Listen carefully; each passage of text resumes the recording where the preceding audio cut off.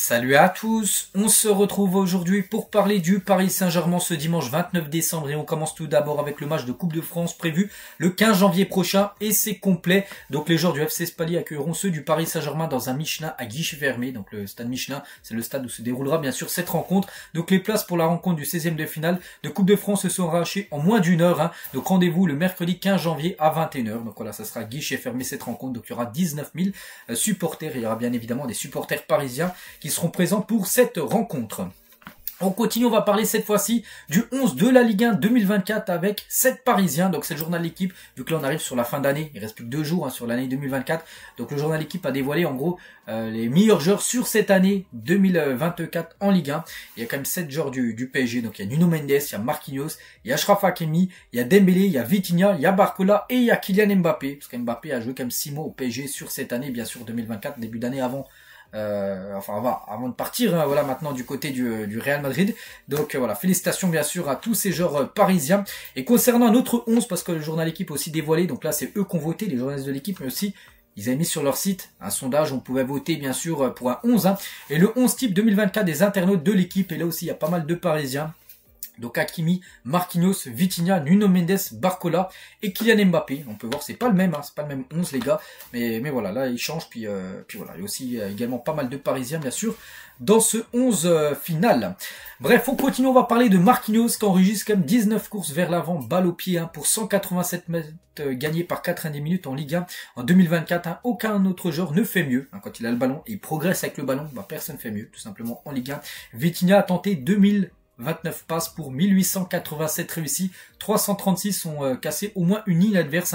Ces totaux sont les plus élevés en gros de tous les joueurs de Ligue 1. Voilà, parce que l'équipe, ils ont dévoilé jeudi pas mal de stats sur cette année voilà, de la Ligue 1. Puis voilà, par rapport à ces deux stats-là, c'est les joueurs du PSG qui sont en première position. Et Barcola, le joueur ayant tenté le plus de dribbles en Ligue 1 cette année, 148 dribbles tentés sur cette année 2024. Dembélé a été impliqué sur 27 séquences, se terminant par un but en Ligue 1 cette année, plus que tout autre joueur. Et Hakimi a tenté 754 passes vers le dernier tiers du terrain en Ligue 1 cette année.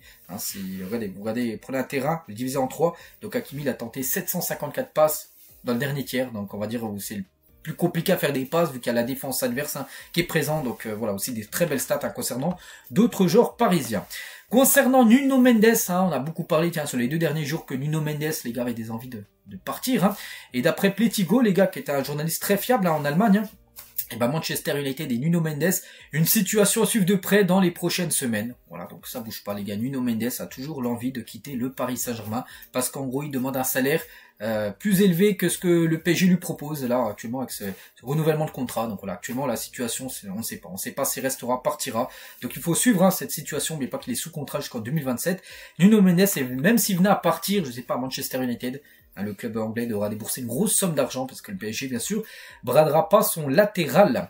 Concernant Gabriel Moscardo, je pense que vous l'avez oublié, bientôt, là, dans quelques jours, ça fera un an qu'il est arrivé du côté du PSG, ce joueur qui a été prêté, on sait, là, du côté de Reims.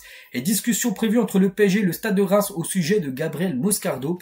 Le Brésilien pourrait être rappelé de près en raison de son faible temps de jeu, auquel cas, un nouveau prêt serait une solution envisageable. Parce qu'en gros, il joue très peu. Voilà, puis il y avait une clause dans son prêt, en gros, que le PSG pouvait le faire revenir au milieu, en janvier. Et ça va peut-être le cas. Pourquoi? Parce qu'en gros, le PSG l'a prêté à Reims pour qu'il joue. Le problème, c'est qu'il a pratiquement pas joué. Il a joué seulement une fois titulaire. C'était le match de Coupe de France. Il y a quelques jours où il a été buteur en plus, mais c'était une équipe Mutsi-Ganfa, je crois que c'était une équipe nationale 2 ou 3. Voilà, donc il a joué seulement ce match-là en tant que titulaire. C'est pour ça que le PSG devrait le faire revenir. Et pour le prêter dans la foulée, mais cette fois-ci à un club où là vraiment il y aura des opportunités de jouer beaucoup plus que ce qui joue actuellement du côté du stade de Reims. Concernant Randal Kolo Muani, donc voilà, toujours sur ce joueur que l'AC Milan est venu aux informations pour se faire prêter Randal Kolo Muani. Donc la Juve, le Bayern Munich et d'autres clubs de première ligue sont également intéressés. Donc lui, bien sûr, il a énormément la cote parce que sur le 9, sur le marché des numéros 9 là, en Europe, il n'y en a pas beaucoup de dispo. Sur le mercato hivernal, il y a Kolo Muani peut-être un ou deux. Mais voilà, donc c'est pour ça que Kolo Muani il est ciblé par beaucoup d'équipes parce que des équipes qui cherchent un 9, et il y a ce joueur bien sûr qui est dispo. Concernant Carlos Soler, donc joueur du Paris Saint-Germain prêt à West Ham, et West Ham pourrait lever l'option d'achat de 20 millions d'euros. Donc le club anglais a initié des premiers échanges pour le conserver. Ça serait une très bonne nouvelle pour le PSG de vendre définitivement Carlos Soler. En plus, tu recevrais 20 millions d'euros. Ce serait une belle rentrée d'argent, bien sûr, pour l'équipe parisienne, parce qu'on pense qu'il ne rentre plus du tout dans les plans de Luis Enrique. On apprend aujourd'hui, les gars, voilà, que le PSG est intéressé, reste intéressé par Luis Diaz. Des sources ont également avancé que le PSG a récemment parlé avec l'entourage de Luis Diaz, donc c'est un joueur colombien de Liverpool, pour s'enquérir de sa situation. Il est peu probable après qu'il rejoigne le Barça, parce qu'il y a le Barça aussi qui était sur le joueur. Le PSG serait prêt à faire une offre de 60 millions d'euros plus un joueur pour s'offrir Luis Diaz. Après, bien sûr, s'il n'a quitté Liverpool, ce serait pas cet hiver. Je vois pas Liverpool lâcher son joueur en plein milieu de saison, alors que Liverpool est premier de LDC et premier de Première Ligue. Ils ont déjà une belle équipe, mais l'été prochain, là il y a des chances, bien sûr, pour le PSG qui sera actif bien sûr sur le mercato comme souvent. Et voilà, Luis Diaz est un joueur qui pourrait être très intéressant pour l'équipe parisienne.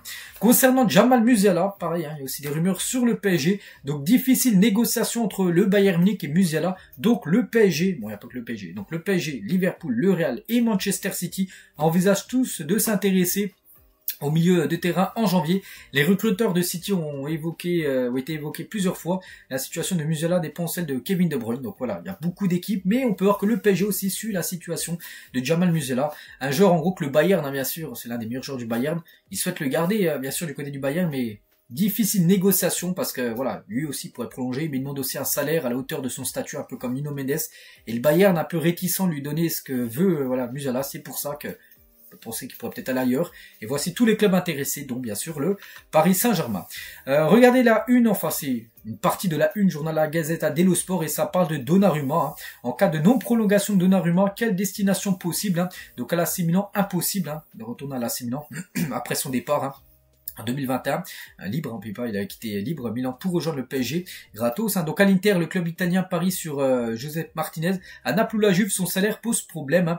Il ne reste que City ou le Real Madrid. Voilà, d'après la Gazzetta, ils ont fait un petit article sur Donnarumma s'il n'a pas prolongé au PSG. N'oublie pas que son contrat c'est en 2026, il prolonge pas, en 2025 il partira, sinon il partira libre l'année suivante. Donc voilà en gros où pourrait filer Donnarumma s'il n'a pas resté du côté de Paris. Concernant Hakimi, donc lui va bien prolonger avec le PSG. Concernant Nuno Mendes, plusieurs clubs s'intéressent, toujours avec la Gazzetta dello Sport aussi qui parle d'autres joueurs de Paris. Nuno Mendes, on sait sa situation. Et concernant Hakimi, donc lui tout est vert, lui tout est ok. Il va bien, même si pour l'instant c'est pas encore officiellement annoncé, il va bien rester et prolonger de 2 nouvelles années du côté de Paris, normalement jusqu'en 2029, il va allonger son contrat. Achraf Hakimi aussi en augmentant son salaire. Et toujours avec un autre journal, cette fois-ci le Corriere della Sera, aussi un journal italien, confirme que Skriniar se rapproche de Galatasaray et que la Juve se concentre sur d'autres pistes défensives. Donc voilà, parce que Milan Skriniar, les gars, voilà, donc premier contact aussi avec le Galatasaray, mais une préférence pour l'Italie ou l'Angleterre concernant le joueur.